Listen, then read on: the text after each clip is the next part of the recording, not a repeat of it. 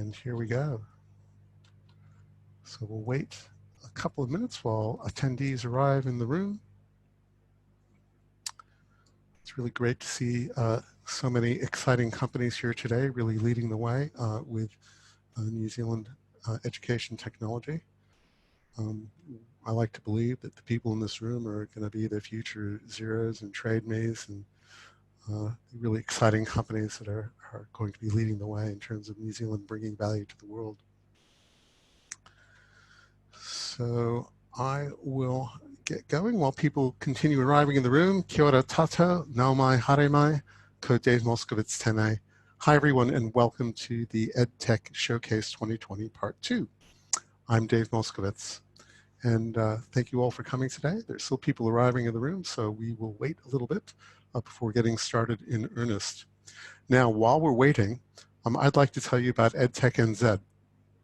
Our purpose at EdTechNZ is to empower learning with technology that embodies our unique Aotearoa New Zealand identity. EdTechNZ is part of the New Zealand Tech Alliance. We're putting on Tech Week, and our members comprise companies large and small from right across the sector, up and down the motu. If you want to play an active role in helping improve Aotearoa New Zealand's education technology, then do join us. You can sign up at edtechnz.org.nz/join. You don't even have to join to be part of our mailing list. And yeah, please do come and join us and be part of the fun. So my co-host today is Tara Fagan, who works at Te Papa. Tara, how'd you like to introduce yourself? Kia ora tātou, ko Tara Fagan taku ingoa. I'm Tara Fagan. I'm the Project Director of Rāranga Matihiko Weaving Digital Futures at the Museum of New Zealand Te Papa, and through our contract we work with students, introducing them to STEM-based activities with a real focus on digital technologies in the revised technology learning area and Hangaro learning areas. So really delighted to be here with Dave and all of you today. Some of you I know and others I will get to know through this, but really looking forward to this panel. And I will be monitoring the question and answers for any questions coming in as well. So people, please feel free to put them in the chat box, the Q&A box as we go through, and I'll come back to those when we take questions at the end of the session. Kia ora. Kia ora. Thanks so much, Tara. Now, today we're talking to 6 exciting companies based right here in Aotearoa doing cool stuff that's transforming the face of education here in New Zealand and around the world. And so the 6 companies we're going to be talking to today are, we have Ian Stevens from Maths Adventures, who make fun games that teach kids maths. We've got Mel Langlots from Geo AR Games, and they produce augmented reality games that get kids outside. Dan Millward from Game Fruit, who teaches kids how to code their own games. Michael Trengrove from Electric Garden, who teaches kids about digital technology, environmental awareness, and horticulture all at the same time. We also have Harrison Stott and Celeste Wakely from EnrollMy, and they help class providers launch their virtual classes to the world. And our last presenter today is going to be Tim from Education Perfect, one of New Zealand's largest education technology companies who provide online learning for New Zealand and the world. Really, really privileged to have all of you here today. Thank you so much for the work that you put into your videos and for coming along today and showing yourself off to New Zealand and the world. Now, each company has prepared a brief pitch video, which we'll show in turn, and that will be followed by about 5 minutes of Q&A. So again, as Tara said, if you do have questions for the presenters, please type them into the Q&A box, and it's a little talk balloon down the bottom of your screen, and we'll take as many of those questions as we can in the time that's allocated to each speaker. So Tara will be feeding your questions to the presenters. So let's get started. I will now bring up the first video, and that will be for Ian Stevens. So just give me a moment here.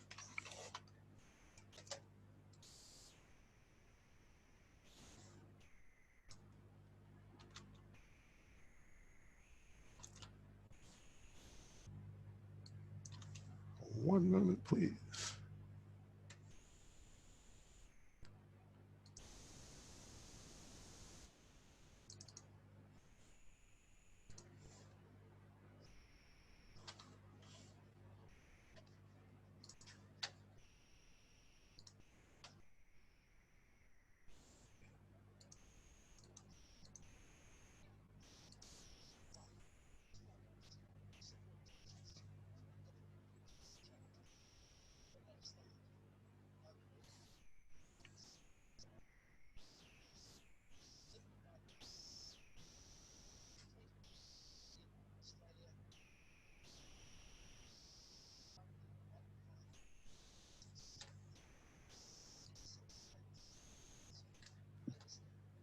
Dave, we're not hearing the sound.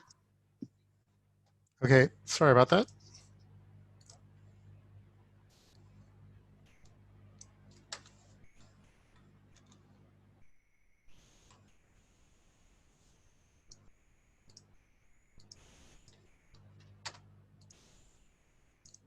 Hi, I'm Ian Stevens and I'm the founder of Maths Adventures. Maths Adventures empowers primary school teachers so that all their kids are successful at maths. We do this by helping them make learning an exciting adventure through games where kids learn as they play and tools which support teachers through the difficulties and challenges of their job. We've made a start with over 11 million downloads of our iPad apps in the last 7 years. 75% in USA and Canada, 20% in New Zealand and Australia, and 5% around the rest of the world. Currently, 1 in 5 kids are not successful at learning maths. That's 6 kids in a class of 30. Understanding maths and be able to think in a mathematical way has never been more important in today's fast-changing world. Governments around the world are spending millions and millions of dollars trying to solve this problem. So there's lots of opportunity in a very large market. We believe the way to solve this problem is to empower every primary school teacher to be successful. We empower them by providing great activities and games and tools that support them, allowing them to focus on making sure every kid understands and is successful. We believe having kids understand the maths is key to solving this problem and not just memorising facts and procedures. Technology has a key role to play in this, not only providing automatic marking, instant feedback and tracking small steps of progress, or making learning available anytime and any place, but also in the learning games that can be developed.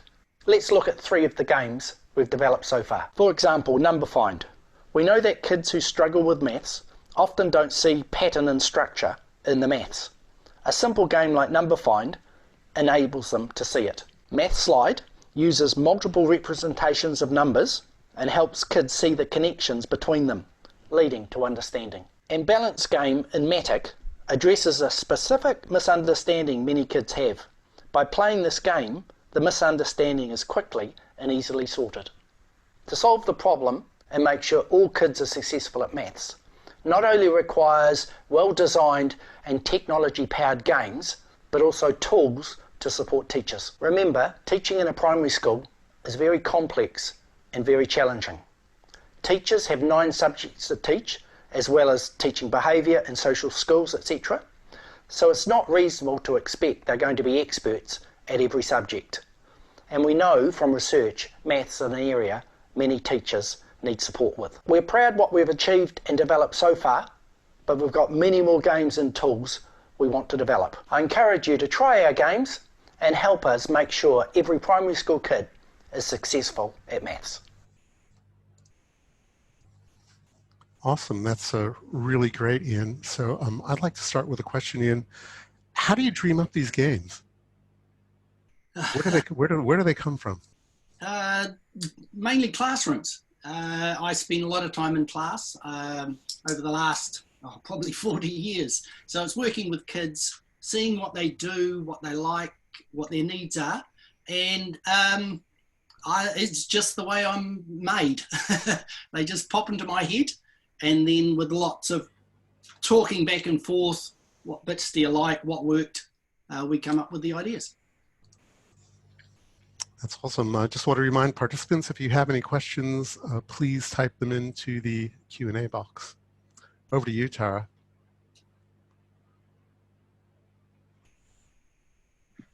So Ian, one of the questions that I've got as I was listening through to you talking about the learning games, and you implied this during your presentation, is about how do you test them with students and what sort of results do you get? Right. I've been in education all my life, and it's not until my sort of late 50s that I started the startup. So I've been around lots of teachers. So you try them by being in the environment with kids, with real users. And yeah, and we tried, we're putting it together. We're moving from just single games to collections of games to get everybody successful. We had a trial, a 3-week trial of a collection of games last year, with some students progressing 6 months worth. So we know we're onto something. We're just fine tuning it, and you do that by talking to the people that use it constantly. Hey, Ian, how do you know that students are actually increasing their efficacy at maths through the games that you're using? Right. Several ways. We talk to teachers, we talk to students, so we ask them, but we also have developed an easy feedback system for teachers to collect student voice, and through that we collect. One of the things in education is what I've found is you've got to be a little bit careful on the feedback you get. Teachers tend to be very nice, so you can't always trust what they say in the sense. So it's partly from, are they going to actually spend some money? Are they going to buy your apps or subscribe to your channel? And that's the bottom line, really. And our iPad apps are successful because people are willing to buy them, and they have for the last 7 years. Our new online Matic, not quite as successful, which basically means we just got to keep working and keep developing, keep talking until we get it right. Experiments, I think you've probably said once or twice to me before, Dave. Lots of experiments. Ian, we've got a question from David, who asked if you could speak a little bit about the tools and features for educators. Sorry, I missed that, Tara. Could you say it again, please? Sorry, question from David. Could you speak a little bit about the tools and features that are available on the app for educators? Right. Okay. The features, what we've been doing is, I don't believe technology alone, in the sense of putting a computer in front of a child, is the ideal. So we've been experimenting with what does the computer do well, what does technology do really well, and that would free up the teacher to do what they do really well. So we have instant feedback, marking, tracking of small steps. Previously, sometimes teachers only find out whether they're successful or not at the end of the year exam. And by that stage, it's too late to help. So having small step progressions so teachers can notice if students progress weekly, and probably more important if they haven't been making progress weekly. So that tools like that. Great, thank you. And I agree that instant feedback is so powerful in the learning process. Leslie's asked a question. The US seems to be a larger user market for Maths Adventures. Are there particular regions in the US that have the higher usage? And how were you able to reach and have successful engagement with them? Okay. No, it seems to be across the United States. Just a little bit, I came into startups and EdTech, late in life, really not knowing an awful lot. Well, not knowing anything really. So my initially marketing plan for the apps was to put it on the App Store and see what happened. And with education, if it's good, a teacher tells another teacher who tells another teacher, and basically that's how we grew in the States. And then with their system over there, school districts got on board, and they told other school districts, and all of a sudden we're making some money. So I think it's like a lot of, some things in tech, we were there just at the right time. The right people noticed us, teachers told each other. So it wasn't really a planned thing from my point of view. It happened, and I'm just sort of catching up with the help of the startup community here in Wellington and Creative HQ. I'm sort of catching up with what to do, and trying to keep up with that. So across the States, across the world, I get all sorts of emails from all over the world, and I really don't know how they've found it, except somebody's told them. That's awesome. Right. Well, hey, thank you so much, Ian. Really appreciate your time today, and thanks so much for your video and your explanation. We're now going to move on to Mel Langlots and GeoAR Games. Hello. So just give me a moment.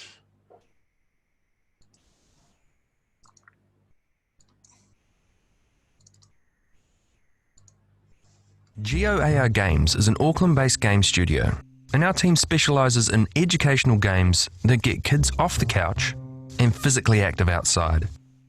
Our main clients are city councils and government departments in New Zealand and Australia. We take government messages such as recycling or climate change and turn them into fun, educational games that get kids moving. Here are a few examples of our games. What's the Plan Stan is a civil defence game we deployed for the New Zealand Emergency Management Agency NEMA, the New Zealand Earthquake Commission, and the Auckland Council Civil Defence Department. It is aimed at students between the ages of 6 to 12 and teaches how to stay safe in emergency scenarios such as storms, floods, earthquakes, volcanoes, tsunamis, or even during a pandemic. The COVID-19 game level has specifically been signed off by the Ministry of Health to ensure it is in alignment with the nationwide pandemic messages. What's the Plan Stan is available not only as a web browser game, but also as an augmented reality game. You might have heard of Magical Park, our digital augmented reality playground which turns a regular sports field or park into an exciting adventure theme park. Kids run on average 1.5 kilometres while playing Magical Park, and can choose between different educational games. Teachers tell us that Magical Park improves the reading skills of their younger students and is a great way to get kids out of the classroom during breaks. Aotea Stories is a location-based augmented reality game that will be featured as part of the Heritage Festival in September this year. It is ideal for high school students and people interested in New Zealand's heritage buildings. Aotea Stories invites our players to time travel back to 1901 and help ensure an important part of Auckland's history will unfold as planned. The Wizard World of Numbers is not just a maths game for students with cerebral palsy, but anyone who has difficulty in learning how to count. The game has teacher aid options to help visually impaired players and students with ADHD. Most importantly though, all of our games are free to play, as well as being free of in-game purchases or advertising. For more information, visit our website at www.geoargames.com. That is really awesome, Mel. Thanks for the great show reel and telling us through it about your company. Hey, tell me about the COVID-19 level. That sounds really exciting. How long did it take you to put that together, and where can I play it? Oh, okay. So the COVID-19 level is part of the What's the Plan Stan game. The game has been in the making for the last 3 years, but the COVID-19 game level specifically was literally developed over 5 days just before we went into lockdown 4. And then it took us, 4 weeks of testing and getting it signed off, and another 2 weeks of getting it signed off by the Ministry of Health. And now it's all ready to go into schools, and it's free to play. The teachers that we've been talking to over the years have asked a number of times about some form of resource to help them with teaching kids about managing or learning about emergency scenarios, such as storms and floods predominantly. And so that's what we've done. So the game focuses on providing the kids with actions that are in their capability. So things like, how did I put an emergency kit together? And most of the kids didn't even realize what the difference is between an emergency kit and a first aid kit. So, you know, we learned a lot while designing the game, and now it's available. The shortcut is nema.cloud, NEMA for the National Emergency Management Agency, nema.cloud, or you can go onto our website where we're currently hosting the page. So if you go onto geoargames.com, there is a page that's under What's the Plan Stan, and it's got all the lesson plan, all the information, everything.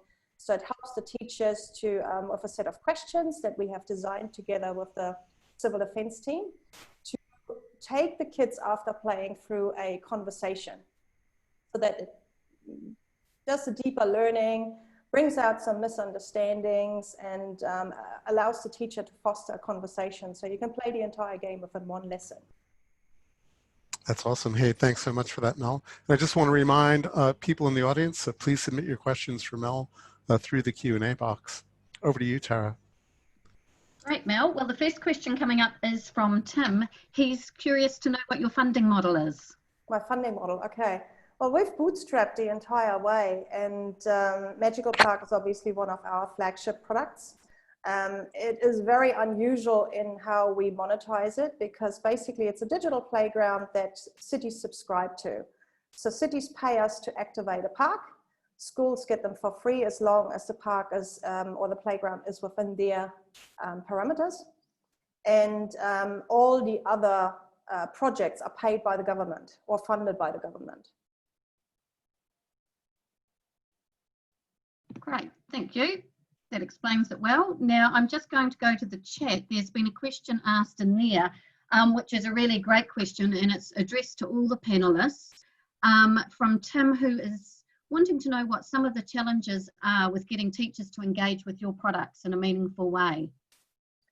I think the hardest thing for us is more to get the teachers, to let the teachers know about what's out there. I have found over the last years that I've been working in the educational space that the government puts a lot of funding into some very, very good educational resources. Quite often they are done in conjunction with, for instance, the university or the medical university or other university departments, but then there is never enough funding or thought for the marketing of it. So we have all these amazing resources, for instance, to help school children battle anxiety, suicide, all of it, but teachers would never hear about it. So that to me has been a bugbear for quite a long time. And in our case, for instance, with the civil defense game, it's out there, it's free, it's for teachers to use. We do what we can by providing a lesson plan, but it's basically up to us to let the teachers know and to do the marketing and do the social media, and that's normally not built into the funding model. So sorry, if I can just follow on from that, what do you think could be done to remedy that situation, Mel? I think it would be really helpful if we had, for starters, a website where there were categories for different subjects, and the teachers could go on there and find what is out there, what's the latest development, what has been funded, what can I use for my curriculum, what can I use for my students, what is free, what's got in-game purchases, because the government does put a lot of funding into educational resources. But if I don't know about it, then I don't use it, and it just sits there on the App Store and nobody's going to find it.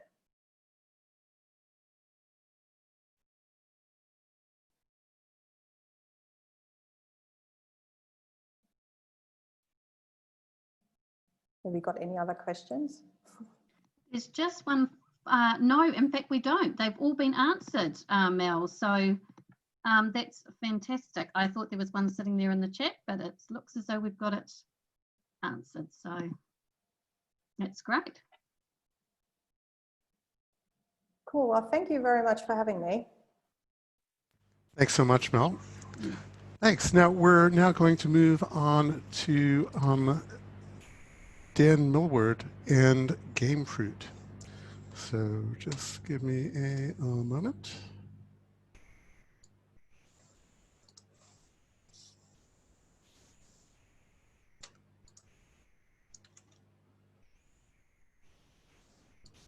CEO of Game Fruit, an online platform for teaching kids creative coding and game design skills. In Game Fruit, learning to code is just the beginning. Here are some examples of how we have used Game Fruit across a range of different learning areas. Science. During the COVID-19 lockdown period, we created a virus spread simulator. Kids can code factors like the number of people staying at home and see firsthand how social behaviours can have real-world effects. Technology. The digital technologies learning area is all about coding and design thinking. Game Fruit helps learners create engaging digital outcomes that reflect what we in the games industry are looking for. Engineering. In Gamefruit, young people have the opportunity to experiment with engineering. In this example, kids are creating their own musical instruments using an electronics kit and tinfoil.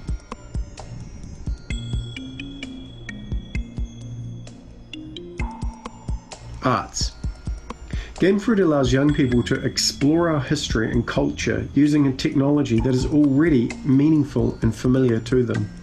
Every game made in Gamefruit is an opportunity for a young person to share and express themselves creatively.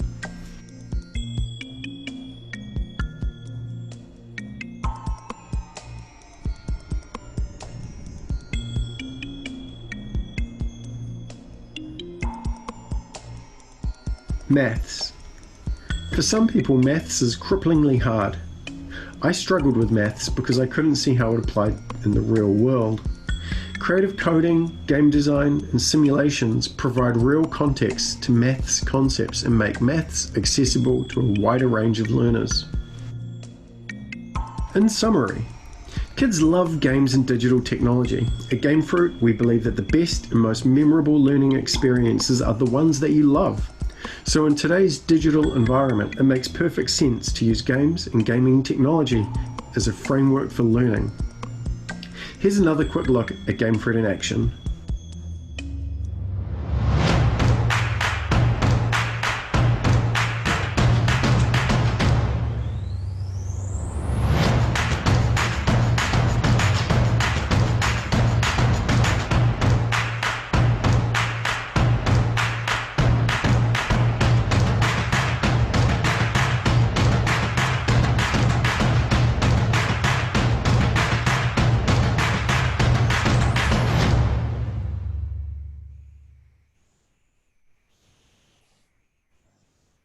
Hey, Dave. Right. Well, thanks so much for that, Dan. That was really exciting. I want to play some of those games.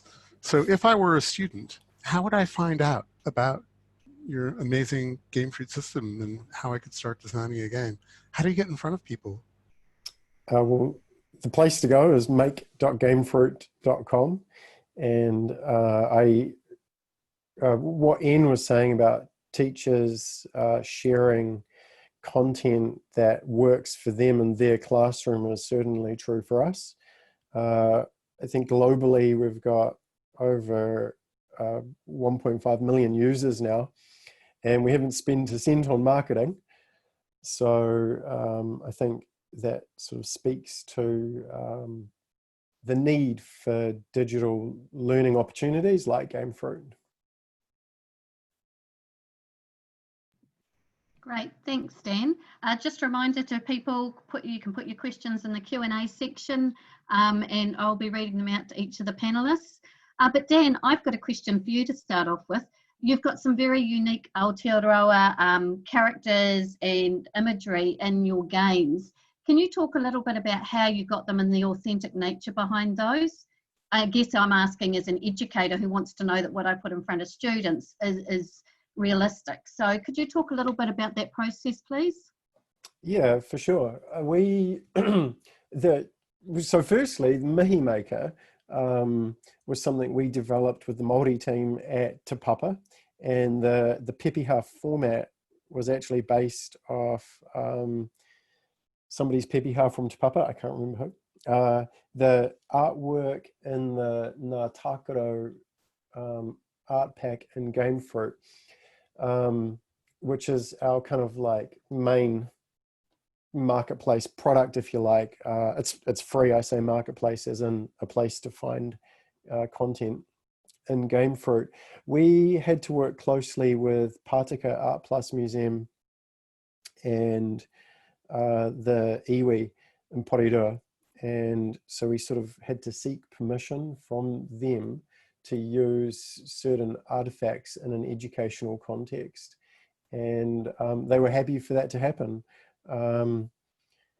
It's very rare, we find, for people to not share content with us if you know there's a learning outcome kind of associated with it.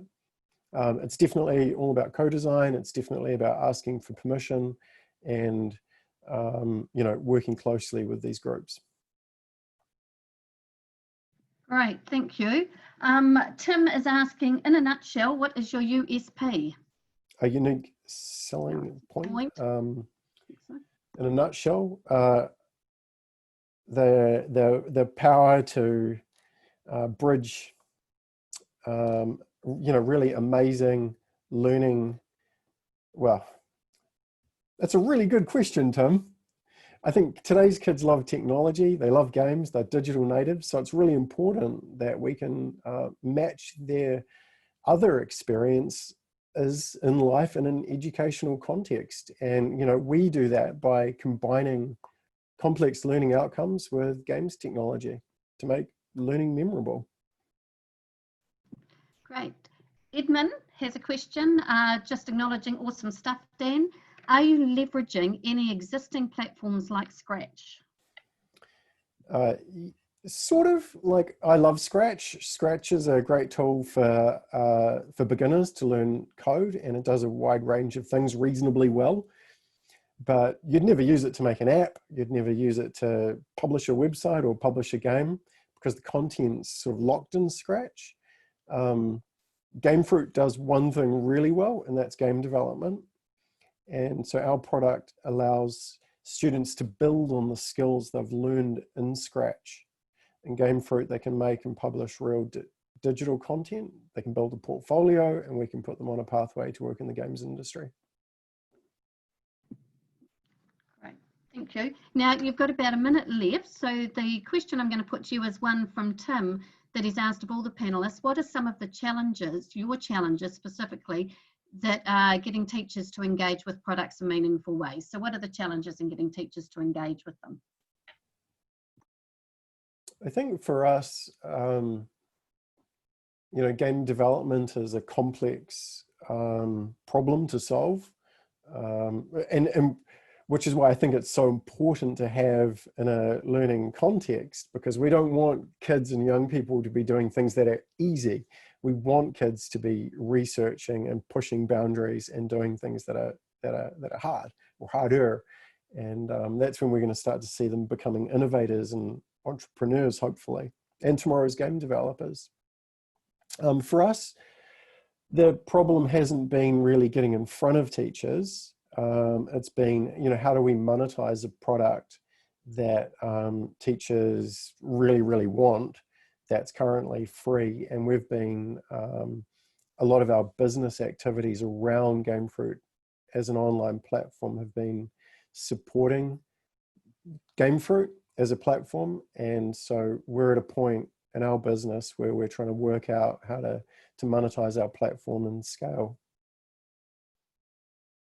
Hope that answers the question. I feel like I maybe covered a few extra things as well. Sorry, Tim. Good. Hey, thank you so much, Dan. That's really great. Keep up the great work, mate. It's looking really fantastic. So now we are going to move on to Michael Tringrove and Electric Garden. So just give me a moment.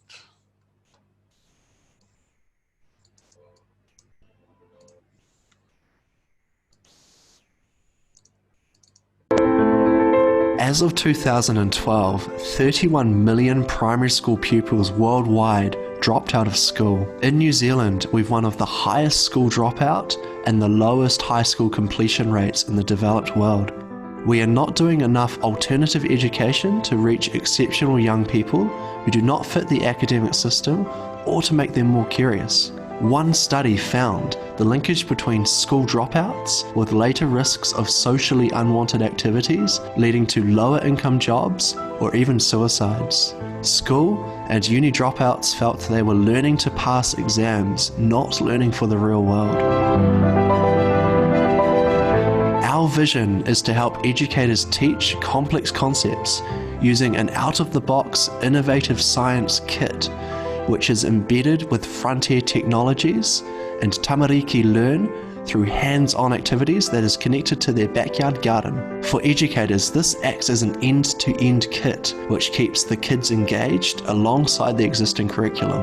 It also helps to fill the gap or reduce the friction between the educator and the learner. For kids, use of this ingenious tool now means they can solve complex problems in the future with less resources. It also creates a sense of edutainment, thereby capturing their attention, understanding, and remembering concepts easily.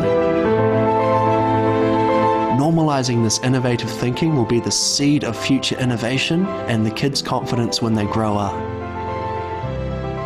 Practicing science experiments in the garden also means everyone develops an intimate relationship with land, water, and other precious resources, thereby making them a guardian of the same.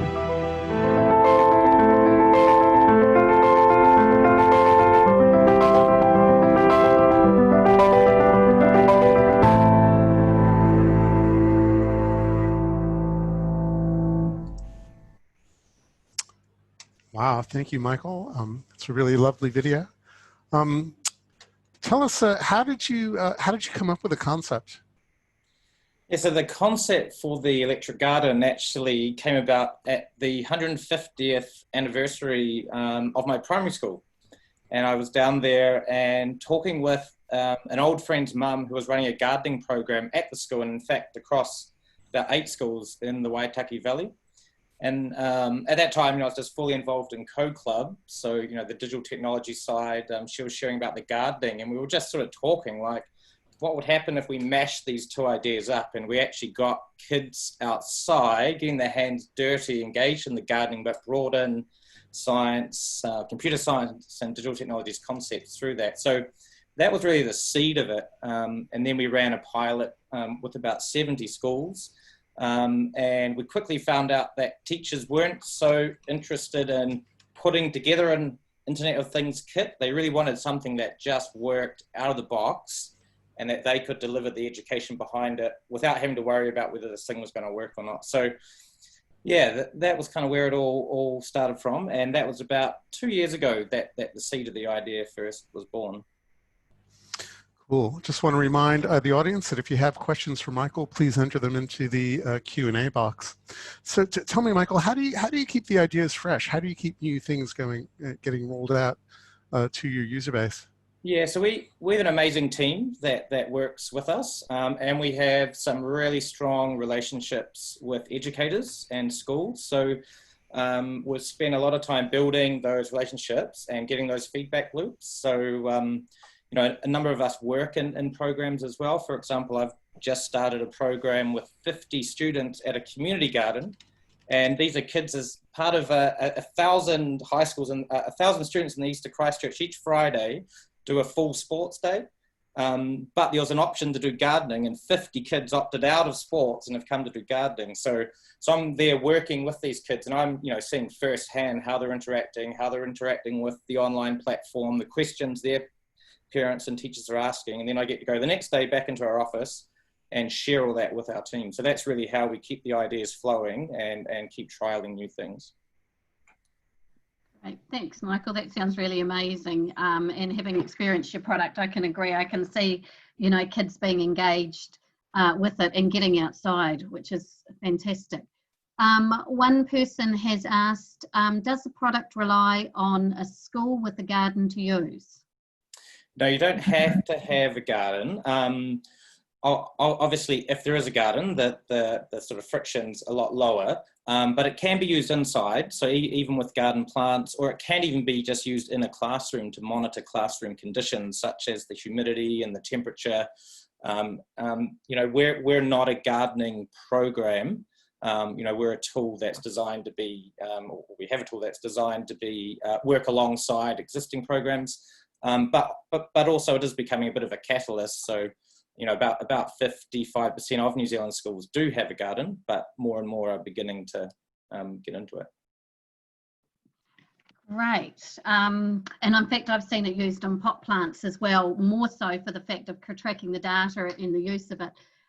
David's keen to know, what are the intended minimum or maximum ages for K-12 users or learners?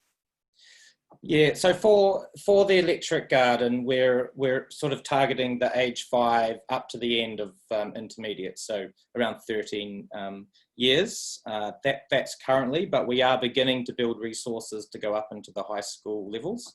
But we're fully focused just on that slightly younger full primary age group at the moment. Great, and you're obviously getting a few fans out there. I'm going to combine 2 questions into one.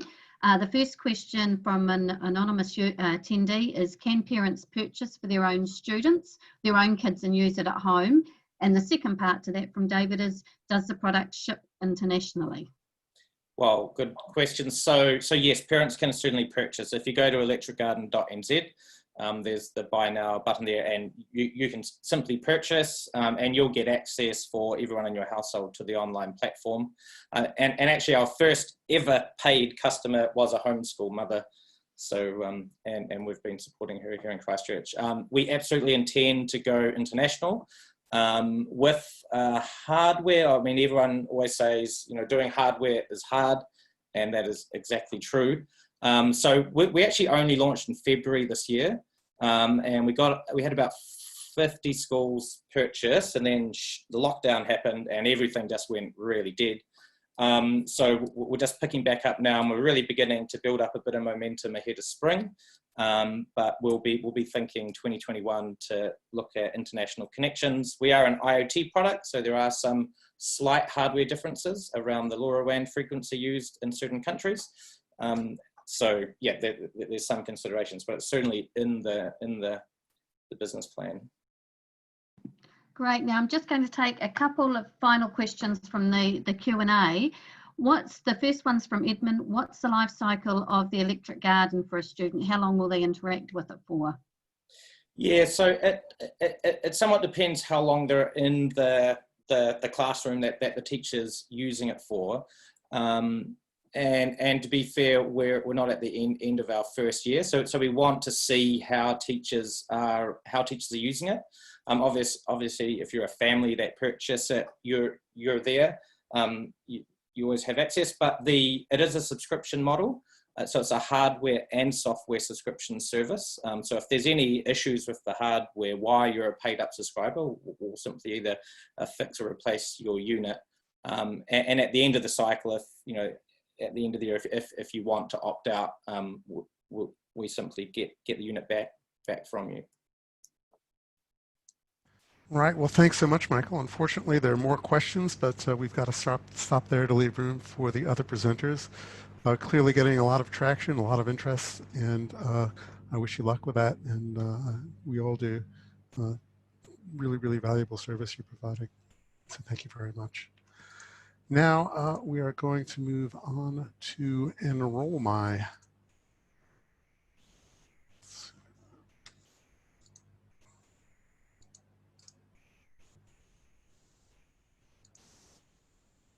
Hi, I'm Dean, CEO of EnrollMy.com. I'm going to tell you today about how EnrollMy is the easiest way to run kids programs. We can manage before and after school care, holiday programs, lessons in classes, camps, and virtual classes easily within the EnrollMy platform. Once you set up your activities, you can publish them online. Here's an example of publishing them on the EnrollMy site. We use tiles like Airbnb and TradeMe to make the booking of activities easy and simple. You can publish those tiles onto your own websites. Here's a couple of great companies, MASH and Sunshine Ranch, publishing their tiles to book into their activities on their own websites. You can even publish them directly to social media. Here is a tile on social media ready to go for booking. The EnrollMy platform enables you to set up activities, take bookings for activities and programs, manage attendance, take payments and manage financially the activity, deal with win subsidies, deal with communication. It has on-site tools and manages your CRM, your bookings data. We also connect with 2 leading industry players, Xero for all your accounting needs and Stripe for managing credit card payments. On-site management, we've got the phone and the tablet and paper as necessary to manage those activities when you're out and about. We also have virtual classes. You can manage virtual classes with the Enroll My Virtual Classes application. This enables you to schedule, take bookings and payments for, and integrate your virtual classes with Zoom and other video tools to run virtual classes anywhere in the world. You can see a great dashboard of the virtual classes and an example of a booking page for virtual classes. Let's have a listen about Enroll My. For before and after school care, holiday programs, or lessons and classes providers, Enroll My is the easiest way to run kids' programs. Simply fill out your activity details on one registration form and then invite your customers to book online. Parents can then find, book and pay online for activities wherever and whenever, managing their family bookings from one place. With our easy-to-use cloud-based software, Enroll My has taken the hassle out of running and getting involved with kids' activities. Well, I hope you've got a short little insight into how awesome Enroll My is and how powerful it is to help you with your bookings and payments and activity administration. We've got some time now, so we'd love to take some questions from anyone who's interested to learn more or just ask generally about how these kind of things work. We look forward to chatting with you now. Hey, thanks so much, Team Enroll My. I'll start off with a question and ask you, just cast the clock forward 5 years and imagine what your company is doing. Who are your ideal customers, and what does your company look like, and who are you servicing, and what difference are you making? So I'm going to fill in for Dean, who's just got called out for a meeting. So the type of customers that we deal with are, they can range from anything from circus performers to coding clubs to school sports.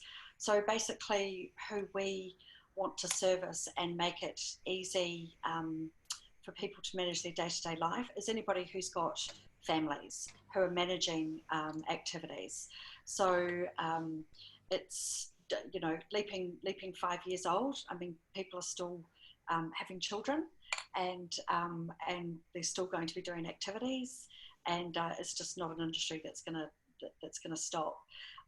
Perhaps where it may evolve is something that's probably come really to light during COVID, is that physical attending of classes moving through to virtual attendance of classes. And so a side part of that journey could be people who, you know, geographically classes will now be open to multiple countries across multiple towns. So those people in rural communities will still be able to get access to acrobatic classes held in Brisbane if the time is right for virtual classes.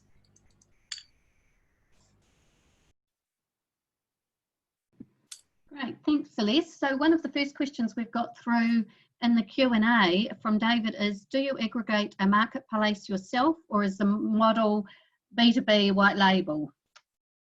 No, we've got a marketplace where we where people can, yeah, it can either be managed through the provider on their own website, or they can go to our website and search for activities. We have another, again, it was part of that service for parents. Parents generally stick to a geographical region. So we have a school, we want to go swimming at 3:30, you know, who's closest to the school, or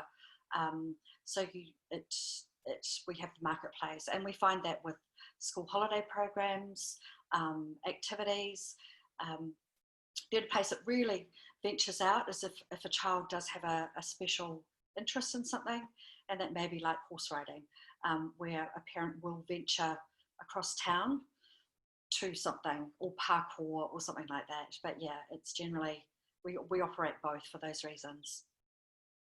Great, thanks Celeste. Now I'm going to come back to Tim's question, but in this case it may not be about getting teachers to engage, it might be getting families, whānau, parents to engage with it meaningfully. But what are some of your challenges with getting your platform, Enroll My, being able to be used? What are some of the challenges to get it used in a meaningful way?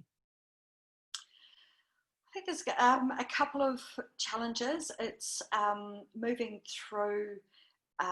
We deal with lots of different sized organisations, so we can have a before and after school care that's in a rural town that's only got about 30 children. They're quite comfortable with paper. They have got all their activities and they've just got paper everywhere. They do the invoicing manually, through to really large organisations who are dealing with 300 kids plus a day. So in their case, it's getting, it's time. A lot of these people in the before and after school care have a day job. So, they're on site at the before school at 7 o'clock, 6:30 in the morning. They then go off to work. Sometimes they're teachers themselves. They then go straight from the classroom to the after school care in the school hall. So just probably really getting in front of these people and having them having the energy to sort of flick off their brain to go, actually, what can I do to stop this, cycle that I'm in, and what tools are available to help me enhance what I'm doing rather than just doing it. So that's just, a small example. That's awesome. Hey, thanks so much, Celeste. Really appreciate your time today and the work you guys have done on your video, and wish you success in getting in front of all of those people. It's hard, distribution. It's just a hard thing, but yeah, we're all here to support you as the EdTech community in New Zealand. So well done. Thank you. Now, finally, we're going to go to Tim Vaughan and Education Perfect.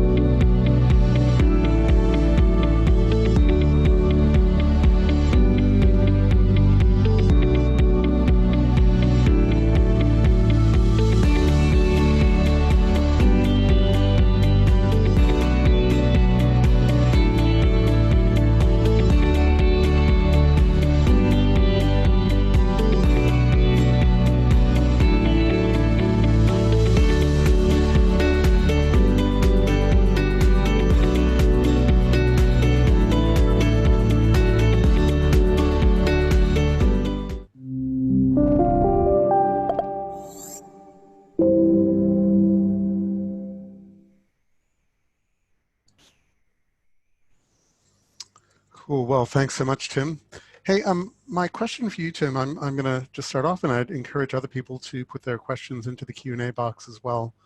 But look, you guys are one of the most successful New Zealand EdTech companies. You've distributed all over the world. You're in, I think, most schools in New Zealand. What do you think the biggest key to your success was, and what sort of inspiration can you give the rest of the companies here today and those watching the webcast? Thanks, Dave. I mean, I sort of, it's one of these moments where I wish there was some secret key to success. Follow the 3 R's or something. Unfortunately, that's not the way. Look, for us, I mean, I think the key for us in terms of growth has really been, without sounding too cliche, being absolutely pathologically obsessed by customer experience. And I think that has to extend beyond the experience of the product itself. And so in the early days, when we first started working with schools, we had a lot of naivety to us, right? We didn't really know what we were doing. But being able to take a step back and say, actually, there's a whole range of ways in which we can make the overall experience of Education Perfect a lot better.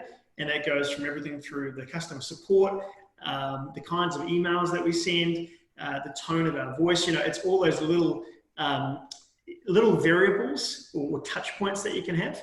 And for us, we've always just made a real, I guess, company-wide decision to find whatever the expectation is and try and exceed it, regardless of how small we are. And I guess that's always been, for us, I think, a bit of call it a secret sauce, if you will, is that just obsessive experience around the customer experience.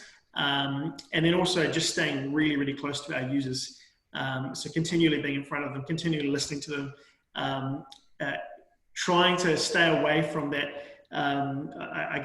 temptation at times to feel like you may know the answer, and always having the humility to keep listening, in a nutshell. Thank you. Wonderful answer. Thanks, Tim. And loved hearing your rhetoric about, always going with your customers and finding out what they want. Yeah, it's key. Right, just going to the Q&A. David has asked, has the pandemic impacted international growth? If yes, how and in what regions, plus challenges, curriculum integration in different markets? Yeah, it's a great question. So I would say we've almost seen COVID as an accelerator. So it's brought forward something that was already happening. If you think of, I don't know if any of you know teachers or have teaching backgrounds, teaching's a really tough gig. Like, you spend enough time with teachers and you can't help but feel a lot of empathy. I'm sure there's lots of stats out there that point towards evidence for that, certainly around attrition of teachers. So if you look at a teacher's sort of daily life, there's 1,000 things you've got to do. You've got parental expectations. You've got, lots of bits and pieces you can do. So I guess taking a step back from that, we really see technology playing a far greater role in the future. And I guess that's really one of the, core kind of propositions of Education Perfect, is that it elevates educators. So COVID for us has been about riding the tailwind of change, rather than us having to do the sort of gritty adoption, trying to justify the role of technology in education. Teachers have actually been forced to accept that. And that's been a really positive spin-off, I think, where we've been able to go to a lot of schools internationally who previously perhaps saw technology, there's always a spectrum from a threat to something that's really good, and really helping teachers sort of en masse to go through this process of saying, actually, if we can give you really quality data, if we can give you more time with your students, if we can give you the ability to differentiate and personalize the learning experience, then in fact that makes you a far more effective teacher, and it actually just gives you more pastoral time. And so, the one-on-one sort of conversations that you may miss out on for lack of time, we can in some way, shape or form give those back. Great, thanks Tim. Question from Leslie. Is there any live tutoring component when a student needs it while they're trying to complete the Education Perfect assignments? She goes on to say, often students are missing teaching on maths concepts in class and then have Education Perfect assignments to complete. And thank you. Yeah, good question. So we don't have a live tutoring per se right now. It's something that we're looking into. What we do have is, and I guess to quickly kind of elevate or overview how the assessment area works, if a teacher was to set an assessment, the program will automatically learn where a student is struggling, it'll grade it, and then give each student a personalised learning pathway off the back of that. So it's remediated a slightly different way. And students are able to interact with the teacher via long answers pretty much. So when they put in a long answer, the teacher can then go through and provide additional feedback. So everything is really designed around this idea of empowering the educator, but at the same time giving students more agency in their answers and things. But I don't know, maybe we should create a poll and see if tutoring would be of value. It's a great question. I'll have a bit more to think about it. Great. Another question coming in from Martin. What are the challenges expanding outside the ANZ market? Yeah, great question. I think there's always a temptation, I mentioned this earlier, to copy paste what you've done to date. And I think you've got to go back to the drawing board in some ways and say, well, are the challenges that an educator is faced with in New Zealand the same challenges that an educator is faced with in Abu Dhabi, for example, or some other market? We've found that there's always a spine or a commonality amongst those challenges, but the way in which you talk to them may be quite different. So data is the sort of language you talk when you're in the Middle East, whereas in other markets, it could be something quite different. So I think learning how you almost translate the benefits of your product into the language that makes the most sense to the audience you're talking to, that's really, really key. And do it in a really unique way. I mean, we really leverage the New Zealand story. We're fiercely proud of being a New Zealand company around the world. And so, you know, you've got good things there. You've also got some baggage there as well, where people go, oh, wow, you're not Silicon Valley. how does that kind of work, you know? So having to sort of navigate that and also give people confidence that actually, you know, you've got an academically rigorous product, but you talk to their needs in such a way that makes sense. I think that's really key. Right. I'm afraid we're going to have to stop the questions there. We're not Silicon Valley, and that's awesome. We're proud, loud Kiwi companies conquering the world, and that's really fantastic as well. So thank you very much, Tim, for your insight, for your inspiration to all the companies here today, and congratulations on your success to date. We're all cheering for you, mate. So that ends our presentations today. I just want to remind people that there are 2 more EdTech showcases. One of them is tomorrow, Wednesday at midday, and the final one is on Friday at 5 p.m. So do go to the Tech Week website. If you're interested in learning more about EdTechNZ or the services that we offer our members, please go check out edtechnz.org.nz, and it will be really great seeing everyone around. So that finishes today's session. Thank you very much again, everyone. Kia ora, and we'll see you soon. Cheers.